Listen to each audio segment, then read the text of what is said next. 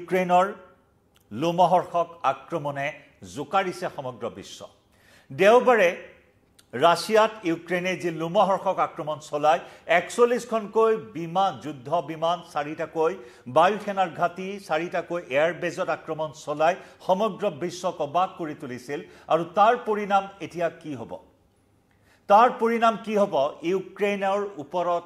চৰম প্ৰত্যাঘাত হানিব নেকি ৰাছিয়াই? প্ৰত্যাঘাত এতিয়া ৰাছিয়াই প্ৰত্যাঘাত ইতিমধ্যে আৰম্ভ কৰিছে ইউক্ৰেইনৰ ওপৰত। দেওবাৰে ইউক্ৰেইনে কল্পনা কৰিব নোৱাৰাকৈ কল্পনা কৰাতকৈও অতি ভয়াৱহ ৰূপত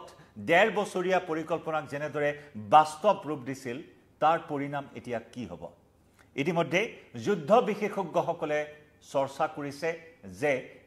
১৯৩৯ চনত আৰম্ভ হোৱা দ্বিতীয় বিশ্বযুদ্ধত জাপানৰ যি পৰিণাম হৈছিল,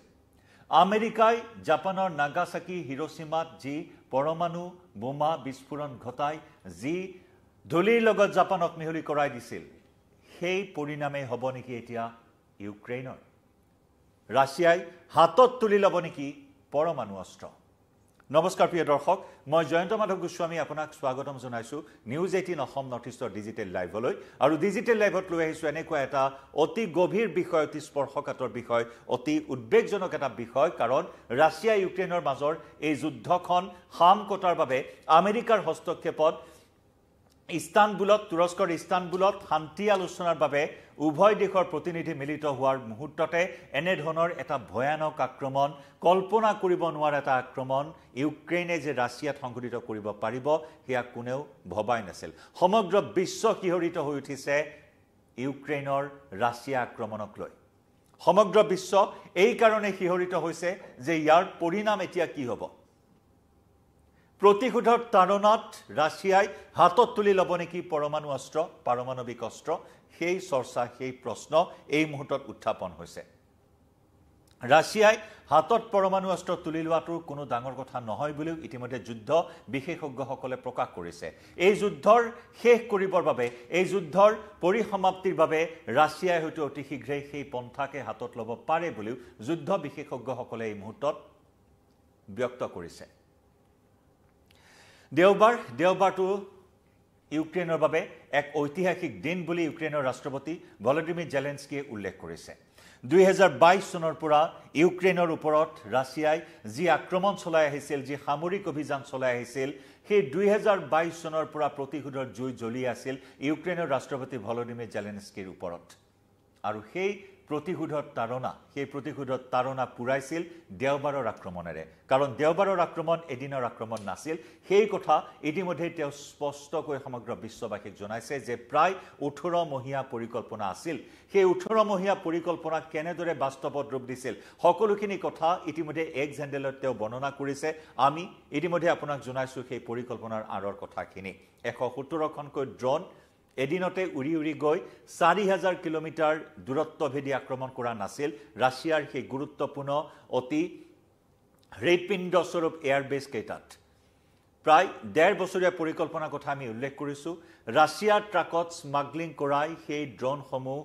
সেই এয়াৰবেছসমূহৰ কাষলৈ লৈ গৈছিল ইউক্ৰেইনে। আৰু তাৰ পিছত মুহুৰ্মুহু আক্ৰমণেৰে ১৭০টাকৈ ড্ৰোনেৰে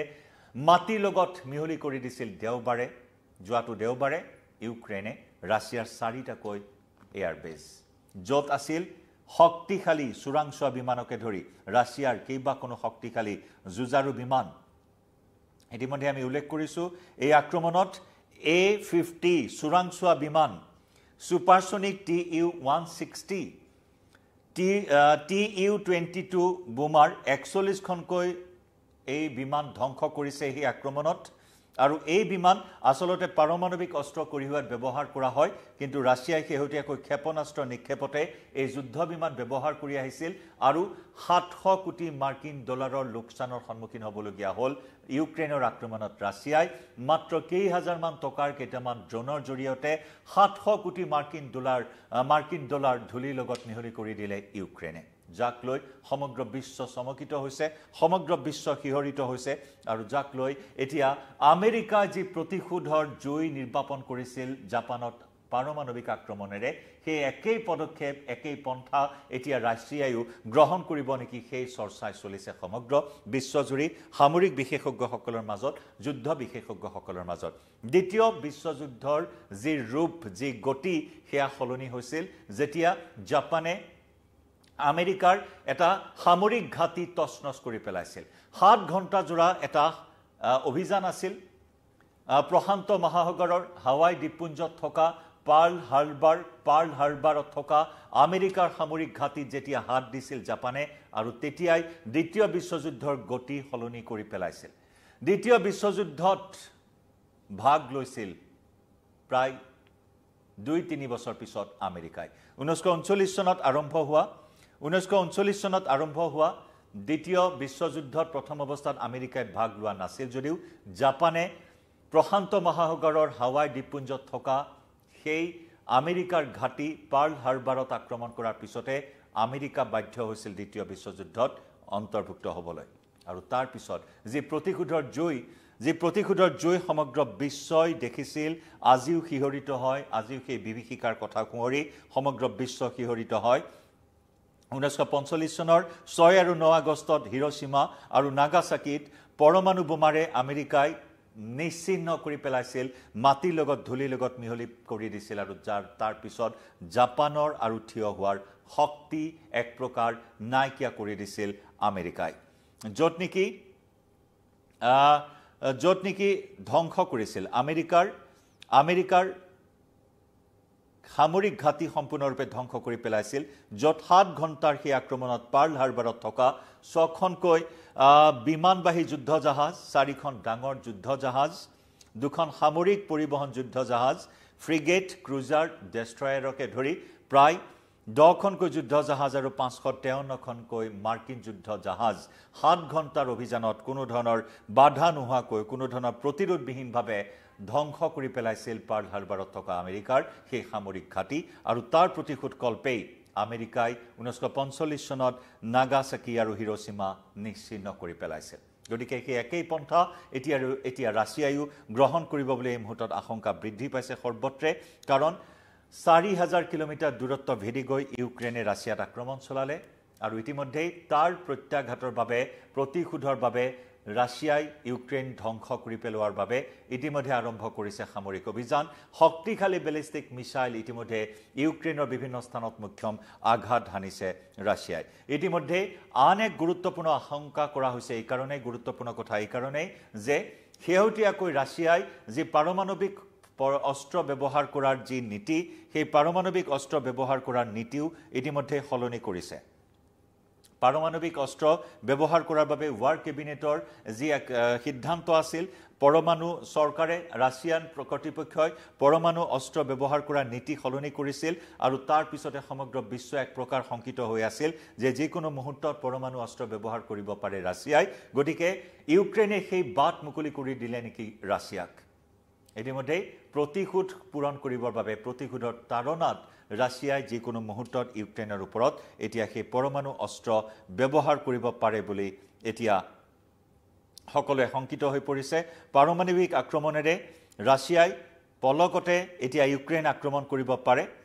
কাৰণ পাৰমাণৱিক অস্ত্ৰ ব্যৱহাৰৰ ডিগ্ৰী সলনি কৰি থৈ দিছে ৰাছিয়াই আৰু সেইবাবে সমগ্ৰ বিশ্ব এই মুহূৰ্তত কম্পিত হৈছে অৰ্থাৎ প্ৰয়োজন হলে ৰাছিয়াই পৰমাণু অস্ত্ৰ ব্যৱহাৰৰ পথ খোলা ৰাখিছে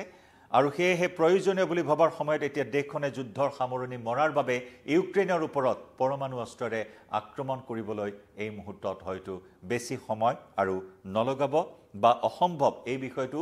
অসম্ভৱ নহয় বুলিও আলোচিত হৈছে সমগ্ৰ বিশ্বৰ সামৰিক বিশেষজ্ঞসকলৰ মাজত গতিকে লক্ষণীয় হ'ব দেওবাৰৰ আক্ৰমণ এফালে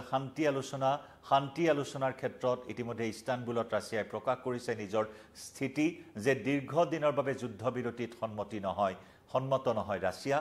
আনহাতে অমীমাংসিতভাৱে সোমবাৰৰ যি আলোচনা আছিল ইস্তানবুলৰ সেয়া অমীমাংসিতভাৱে সমাপ্ত হৈছে কাৰণ দেওবাৰে মুখ্যম আঘাত হানিছে ইউক্ৰেইনে আৰু সোমবাৰৰ ইস্তানবুলৰ শান্তি আলোচনাও অমীমাংসিতভাৱে আধৰুৱা হৈ ৰৈছে সামৰণি পৰিছে গতিকে তেনেস্থলত এতিয়া কি হ'ব ৰাছিয়াৰ পদক্ষেপ ৰাছিয়াই প্ৰতিশোধৰ তাৰণাত এতিয়া হাতত তুলি ল'ব নেকি পৰমাণু অস্ত্ৰ তাৰ বাবে সমগ্ৰ বিশ্বৰ দৃষ্টি এতিয়া নিবদ্ধ ৰাছিয়া ইউক্ৰেইনৰ মাজত জনাই যাম প্ৰতিটো খবৰ লাইভৰ পৰা এই মুহূৰ্তত বিদায় ল'ম